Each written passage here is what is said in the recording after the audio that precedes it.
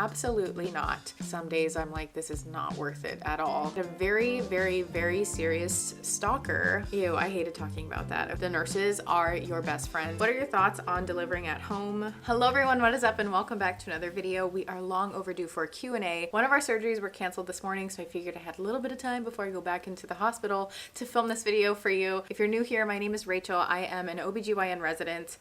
I'm a first year intern, whatever you want to call us. I have been getting so many questions on Instagram. I've been posting a lot of stories on there, so if you're not following me there, please do. But I have been getting so many questions from you guys on there, as well as my other YouTube videos that I've been posting, and I figured it's time to fill you in, catch you up, and if you're new, I want you to get to know me a little bit better. I asked you guys to ask me some questions on Instagram, so I'm going to just go through some of these and answer them for you. I'm going to keep them anonymous. But here we go. Do you find you have more or less free time since residency? I definitely have way less free time, and compared to being a fourth year medical student that's finished with their rotations, I have very little free time. But I noticed what is really cool about the limited free time is that I really take advantage of it, and it is something that I really look forward to. I work about 5, 6, sometimes technically 7 days a week, give or take 80 hours a week, and that's a lot. That's double kind of the average American work week. The free time that I have, I'm actually pretty tired and I need to get things done like laundry or grocery shopping, whatever it is, cleaning up, studying, because I have to take a third set of boards in October. Next question, how stressful from 1 to 10 is residency compared to med school? It is 100 times more stressful than medical school, just because there is so much responsibility compared to being a med student. You show up, you learn, you're not expected to know anything. If you don't know anything, you're not expected to do anything. If you don't want to do anything, like, you technically don't have to do anything when you show up for your rotations. You should be prepared and you should be willing and wanting to do things, but you really don't have to. You can just be there and observe and learn, take it all in, absorb. But as a resident, you don't have that option. You are that first line and you are talking to the patients, you're working with them, you are responsible for lives, and you have to make decisions that it's just way more intense. And there are so many more things that you have to do, and notes and orders and all of these things. It's a lot. And then you're trying to learn all of this information at the same time, and it's just, watch my vlogs and you'll see how much more stressed I am. This next question might be a little bit controversial, but I'm willing to answer it. What are your thoughts on delivering at home? I personally wouldn't do it. I know that there's the argument of, okay, for hundreds of years we've been delivering at home and we didn't have these kinds of medical advancements that we have now. But I wouldn't do it. The things that I've seen on the floor, how quickly something can go bad, whether it's for the patient, the laboring patient, or for baby, it is not worth it, because sometimes it's just a matter of minutes that you have to actually intervene and help. If I personally were delivering at home and something went wrong, and say my baby passed away because I simply did not want to be at a hospital delivering, I don't know about you, but I would not be able to live with myself if that happened to me. So I know that a lot of people do it and they've had successful home births, but man, I don't know. It's risky and anything can go wrong instantly. And I'd rather be in a hospital and be like, no, I don't want anything done to me. I don't want any medicine. I don't want whatever. But as long as I was in an environment where I had access to those resources within seconds or minutes, that I would feel more safe about than just being at home. But personal decisions, do as you want. I am not recommending anything.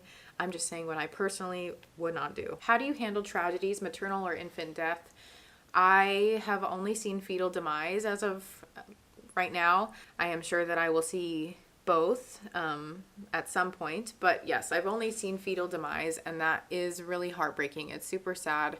Even yesterday we just had a dilation and evacuation, so a D&E where you dilate the cervix and you evacuate the products of conception. How do I handle the tragedies? I mean, it is difficult for me, but it is nothing compared to what the patient was experiencing. I am that type of person that I feel everything. And so if I carry that with me, it's going to just eat me alive, and I will become a shell of a human very quickly, and I won't be able to provide that emotional support for patients. I have to put a guard up to protect myself and to protect my emotions. Next question, are you interested in any fellowships? Absolutely not. This residency, OBGYN residency, is 4 years long, and that is enough.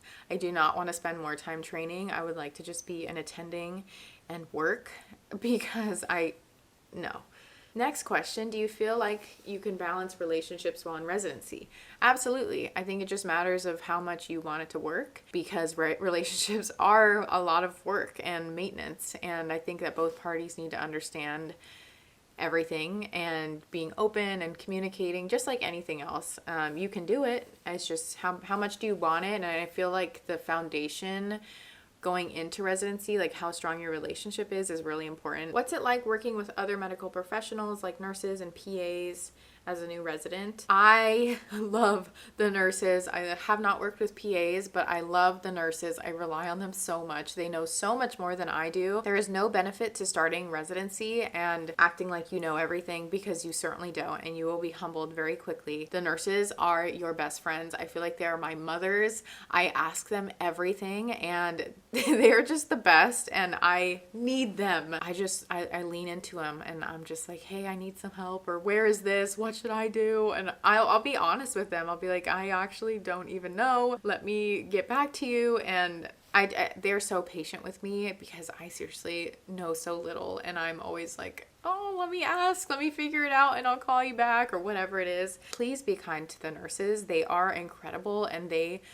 do so much. Next question, what did you underestimate or overestimate before starting residency?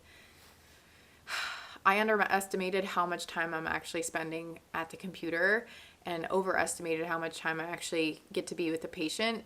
I think it's like, to me, it feels like you're 80% behind the computer, 20% with a patient.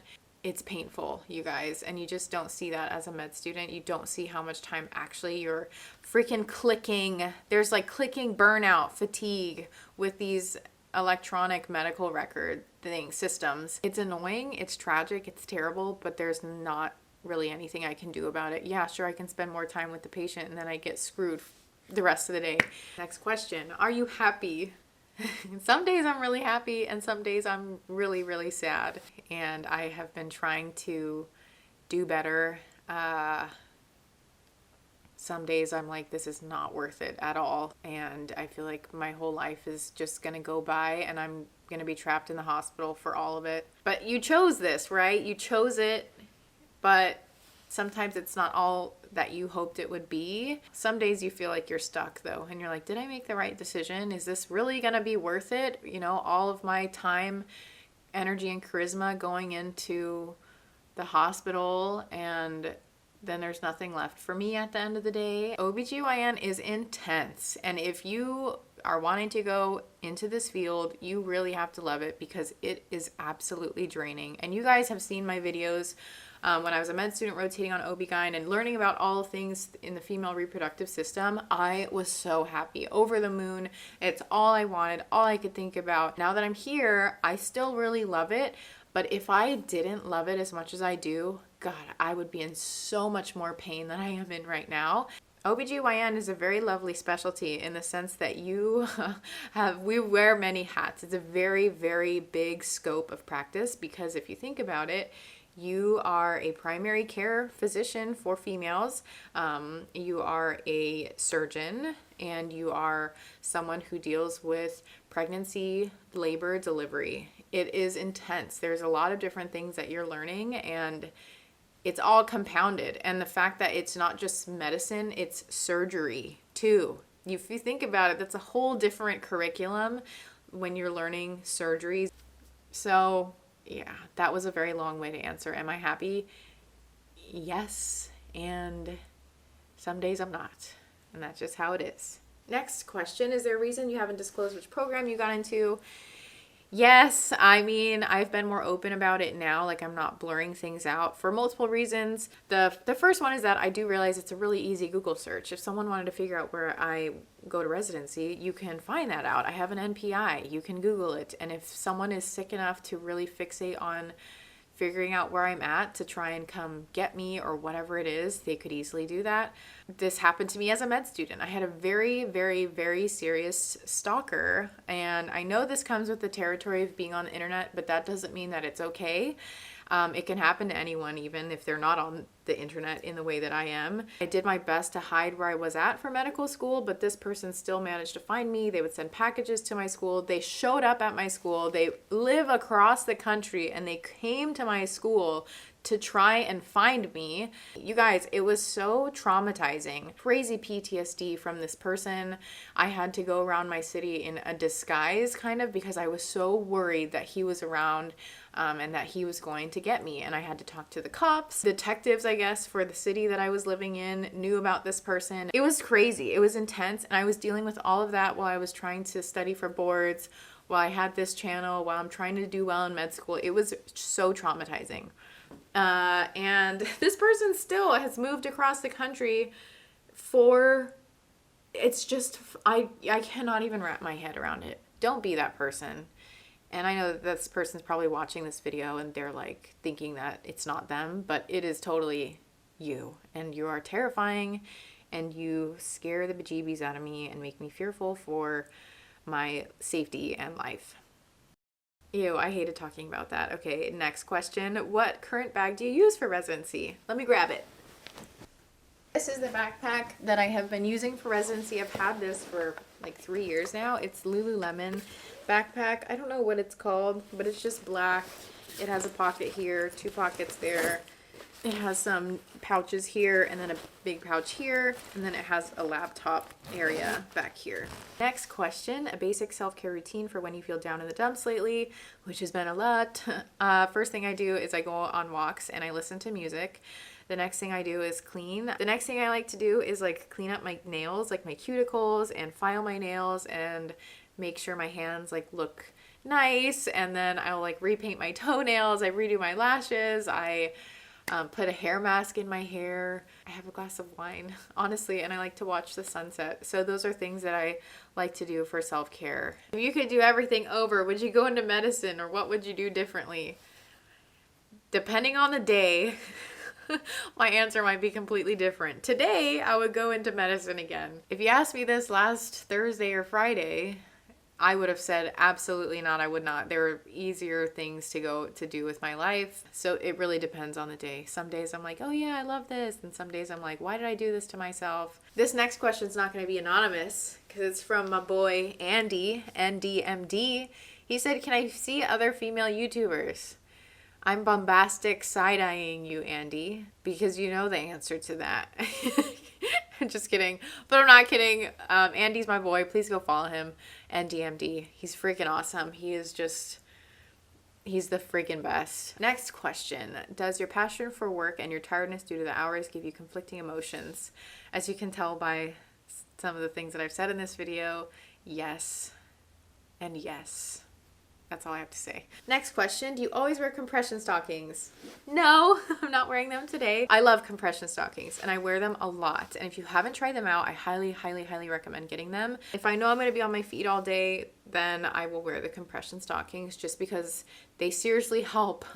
They really decrease the amount of swelling that I get and the pain associated with that. So I think that's about it for the questions that I wanted to answer, because I really wanted to just address kind of the big things, and the majority of questions that I've been getting have been related to mental health and, you know, if things were as I expected or what has changed in terms of responsibilities and all of that. And I feel like I did a decent job answering all of those for you guys. And so that is it for today's video. I hope you guys enjoyed watching. If you have any other questions or I didn't get to yours, please ask it down below. Follow me on Instagram, DM me, whatever you want to do. I love you guys so much. And until next time, take care of yourselves, be kind to yourselves, continue to work hard and all the good stuff.